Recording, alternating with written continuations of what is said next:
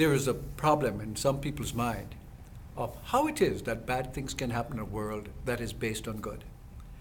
And what we need to think about is the fact that there is a consciousness of pairs of opposites that is the way the world is. Good and bad, right and wrong, up and down. These are value judgments.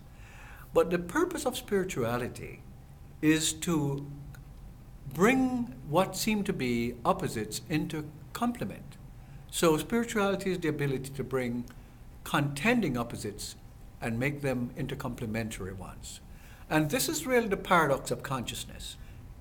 Spiritual consciousness is to move out the person who is dealing with everyday awareness as separate things in opposition to each other.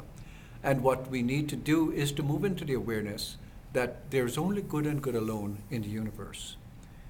Here, there is no opposition. It's just the feel of unity. This is the spiritual essence of being. And once we begin to absorb that spiritual essence and bring it into the world of seemingly pairs of opposites in duality, then we will find that instead of conflict, we're bringing about healing, oneness, unity, harmony, love, peace, and joy. So it's a matter of consciousness. And as long as we work on the consciousness of the underlying good in the world, we will bring it into the world of everyday experience. So on a practical basis, how do I achieve that balance of consciousness? How do I work with my own thoughts to create this feeling of good when I'm feeling this sense of bad? The problem with consciousness and feeling badly in the world is that you have to shift it by not thinking about yourself. Whatever it is that is happening to you, you want to deflect that into thinking about God. That's why God is important to us, why Spirit is important to us. You move out of your little self and you begin to come into the sense of awe of the world.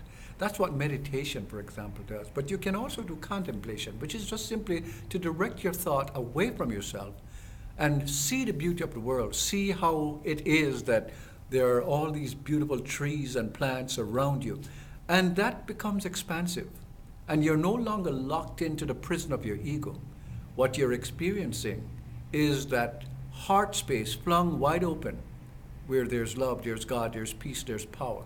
And so it's a matter of changing your focus from yourself to the allness of life that is so magnificent and so beautiful.